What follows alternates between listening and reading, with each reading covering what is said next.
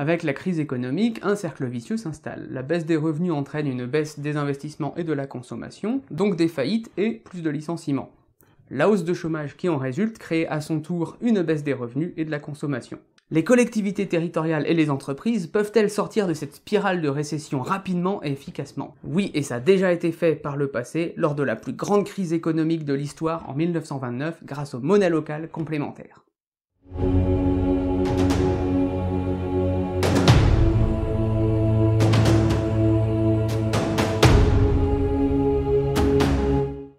Au début des années 1930, alors que l'économie était au plus bas, que le chômage et la pauvreté explosaient, des villages et villes sinistrées en Allemagne et en Autriche ont soudain connu un regain d'activité et une reprise de l'économie en seulement quelques mois. Comment cela a-t-il été possible? En Allemagne, l'histoire se passe dans le village de Schwadenkirchen, perdu dans une région reculée de Bavière. L'ingénieur Hebecker acheta aux enchères la mine de charbon du village, mais ne trouva pas d'investisseurs pour relancer l'activité. Faute d'argent, il proposa aux mineurs de reprendre le travail, mais au lieu d'être payés en Reichsmark, ils devraient accepter un billet d'échange, la Werre. Les mineurs étaient réticents, car ils doutaient que les commerçants chez qui ils allaient faire leurs courses l'acceptent. L'ingénieur Hebecker alla donc voir ces derniers pour leur proposer d'accepter la Werre, mais sans succès. Ne se laissant pas décourager, il réunit des amis et organisa dans le village une soupe populaire qui acceptait les véreux. Les mineurs reprirent alors le travail, permettant à la mine de charbon fermée pendant des années de réouvrir. Ils dépensèrent leurs véreux auprès de cette soupe populaire jusqu'à ce que les commerçants du village finissent par accepter ce billet d'échange pour ne pas manquer la vente. Bientôt, de nombreux autres villages aux alentours se mirent à adhérer à ce système. Ainsi, jusqu'à 2,5 millions de personnes utilisèrent des véreux en Allemagne entre 1930 et 1931.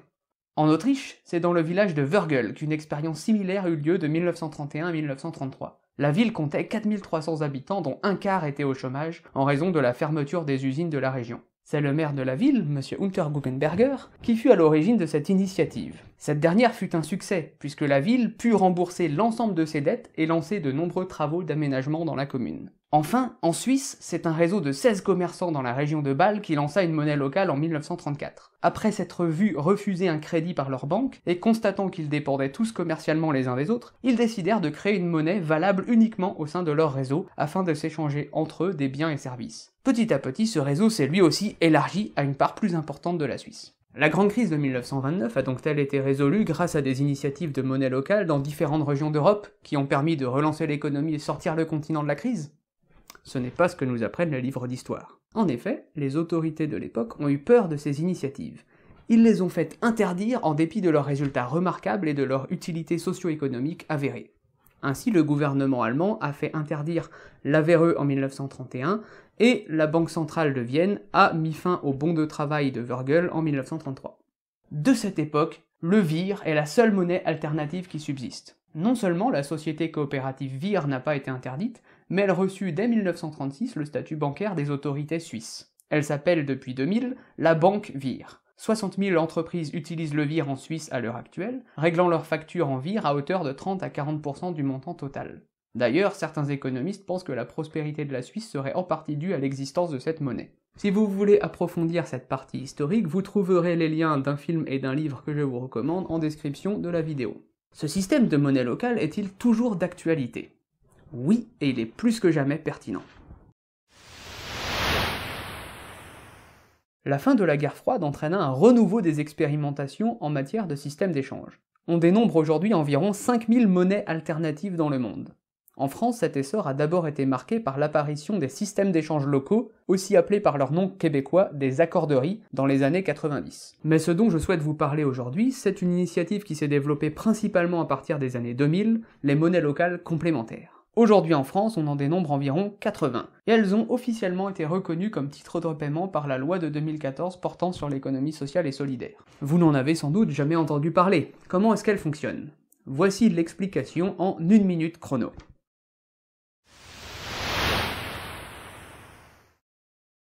En tant que particulier, vous adhérez à l'association qui gère la monnaie locale. Vous échangez des euros pour de la monnaie locale au ratio de 1 euro pour une unité de monnaie locale. Vous dépensez votre monnaie locale auprès des entreprises elles aussi membres du réseau, et ces entreprises chargent des fournisseurs locaux qui accepteront la monnaie. Les entreprises peuvent aussi payer une partie des salaires en monnaie locale, avec l'accord de leurs salariés bien sûr. Les collectivités territoriales les utilisent comme levier dans leur politique publique, avec par exemple la possibilité pour les administrés de payer les services publics en monnaie locale. Dans d'autres pays européens, particuliers et entreprises peuvent payer leurs impôts impôts en monnaie locale également, mais ce n'est pas encore possible en France.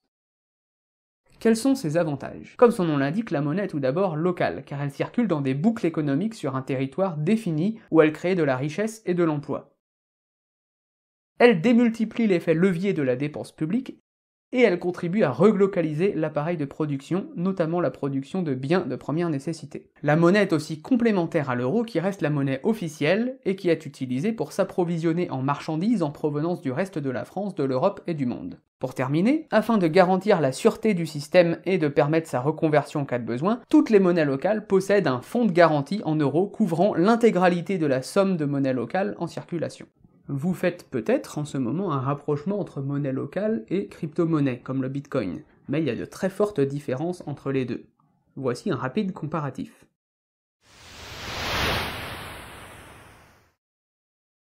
Il n'y a pas de responsable clairement identifiable au développement d'une crypto-monnaie, alors que les monnaies locales sont développées par des équipes rassemblant des représentants des consommateurs, des entreprises et des collectivités qui l'utilisent. Les crypto-monnaies sont entièrement numériques, alors que les monnaies locales se présentent sous forme papier et numérique. Les crypto-monnaies ont des valeurs fluctuant selon l'offre et la demande et sont ainsi utilisées à des fins spéculatives, tandis que les monnaies locales sont indexées sur l'euro et sont au service de l'économie réelle. Les crypto-monnaies ont également été développées avec un sentiment de méfiance vis-à-vis des monnaies étatiques. Ce sont des monnaies dites libres, alors que les monnaies locales viennent compléter et soutenir les politiques publiques. Enfin, les crypto-monnaies sont des monnaies internationales, fruits de la mondialisation, tandis que les monnaies locales sont des monnaies territoriales, propres à une communauté sociale et politique donnée. Donc ne confondez pas crypto-monnaie et monnaie locale.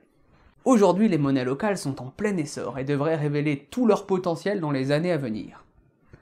Toutefois, ce potentiel à contribuer à la prospérité de la France et de ses territoires n'est pas encore bien perçu par tout le monde. Voici donc, à présent, une publicité fictive de ce à quoi pourraient ressembler les monnaies locales d'ici quelques années. La monnaie locale utilisée dans cet exemple est une monnaie imaginaire qui se nommerait la solution.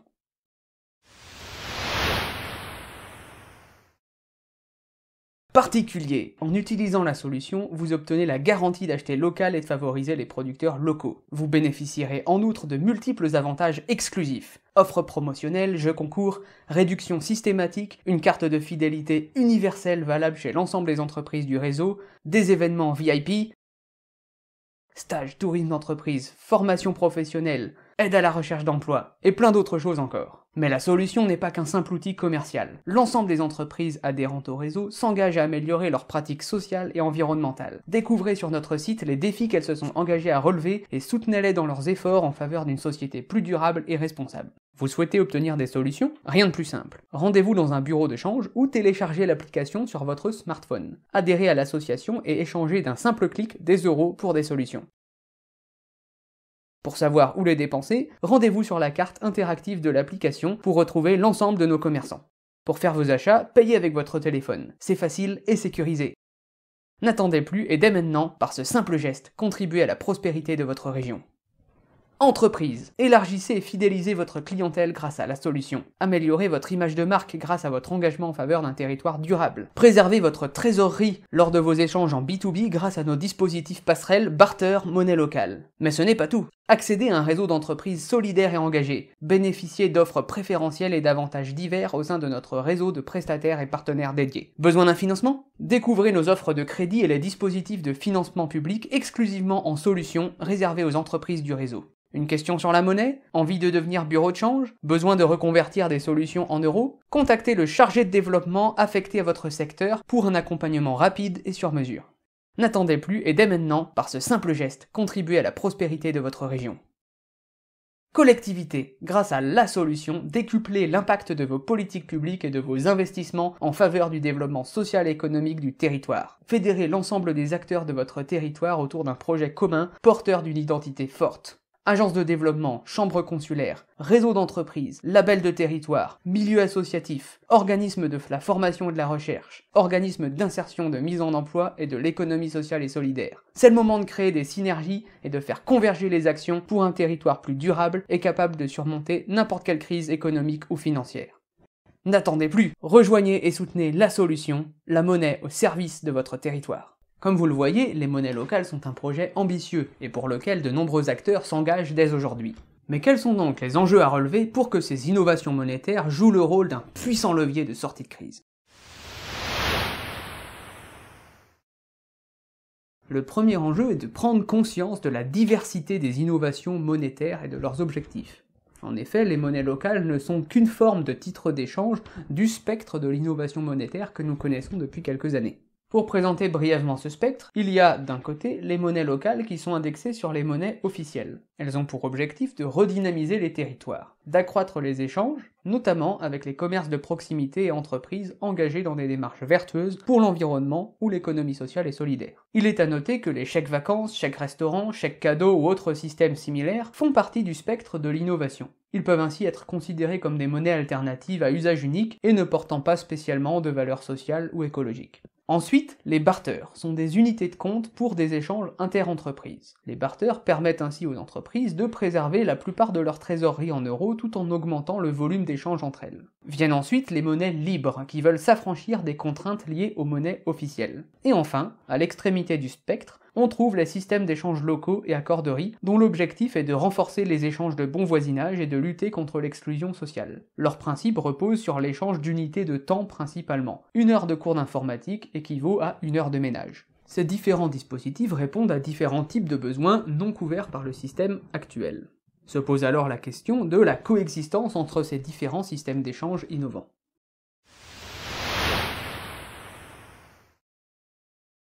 C'est le second enjeu, déterminer une échelle territoriale pertinente et créer des passerelles entre ces systèmes d'échange innovants. Et à quelle échelle ces initiatives monétaires seraient le plus efficientes? Doit-on utiliser les délimitations administratives ou des territoires économiquement cohérents comme des bassins de vie par exemple? Certains dispositifs, comme les accorderies, fonctionnent très bien à petite échelle, au niveau des quartiers ou de villages par exemple. D'autres, comme les monnaies locales et barters, déploient tout leur potentiel sur des échelles relativement grandes, allant d'un département à une région, niveau qui serait le plus pertinent. La notion de proximité est en effet centrale. Mais pour tirer profit au mieux de ces différents systèmes et couvrir le plus large spectre de besoins, il faut créer des passerelles entre ces différents systèmes d'échange.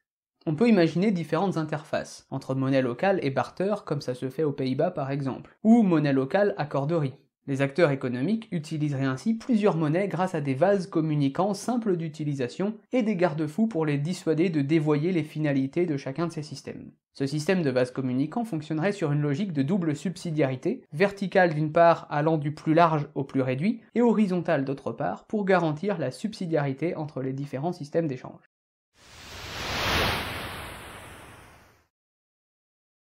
Le troisième enjeu est donc de repenser la monnaie sur une logique de coopération économique. Un projet de monnaie locale est donc ainsi nécessairement un projet multi-acteurs. En effet, les monnaies locales sont le plus souvent conçues comme des biens communs, c'est-à-dire qu'elles sont définies comme telles par une décision politique d'une communauté donnée. Selon cette logique, la monnaie est la propriété collective de la communauté. Elle est gérée par et pour cette communauté, détentrice de droits et de devoirs à l'égard de ce commun. Tous les adhérents d'une monnaie locale doivent donc se reconnaître dans ce cadre de coopération territoriale forte, et accepter d'être propriétaires de la monnaie locale au même titre que les autres, ni plus ni moins.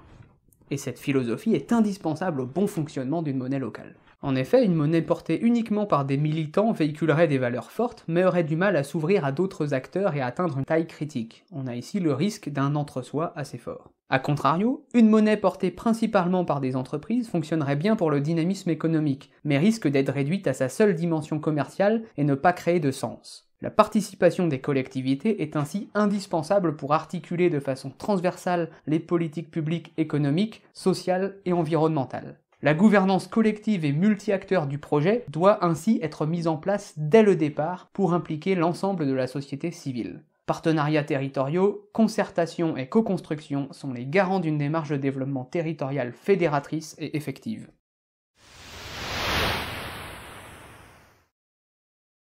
Et le quatrième et dernier enjeu est de comprendre que la monnaie est bien plus qu'un simple outil de paiement. C'est un projet en 3 axes.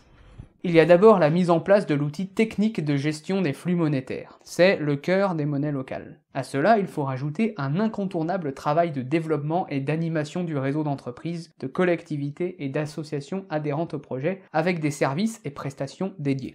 Enfin, il faut pouvoir animer une démarche événementielle et de débat public pour les particuliers, pour faire de l'éducation populaire et assurer des services spécifiques pour les individus. Ce sont 3 pôles de compétences très différents les uns des autres et au savoir-faire spécifique et qui ne peuvent pas être menés de front par les mêmes équipes. En résumé, les monnaies locales sont une réelle opportunité pour nous aider à relancer l'économie française. C'est la forme d'innovation monétaire au plus fort potentiel et la plus complète, et en outre elle a déjà fait ses preuves par le passé.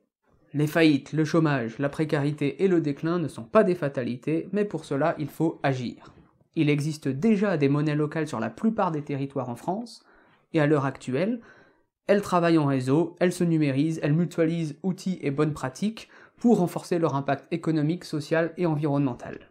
Toutes ces initiatives n'attendent le plus souvent qu'un soutien bien calibré et significatif des collectivités territoriales pour changer d'échelle et remplir toutes leurs promesses. Ce sont des projets multi-acteurs qui articulent efficacement des logiques commerciales et éthiques avec les politiques publiques. Renseignez-vous sur la monnaie locale la plus proche de chez vous, utilisez-la et engagez-vous pour une relance économique rapide. N'hésitez pas à me dire ce que vous avez pensé de cette vidéo dans les commentaires. Si elle vous a plu, laissez-moi un pouce bleu et abonnez-vous pour ne pas manquer les prochaines. Quant à moi, je vous dis au revoir et à bientôt.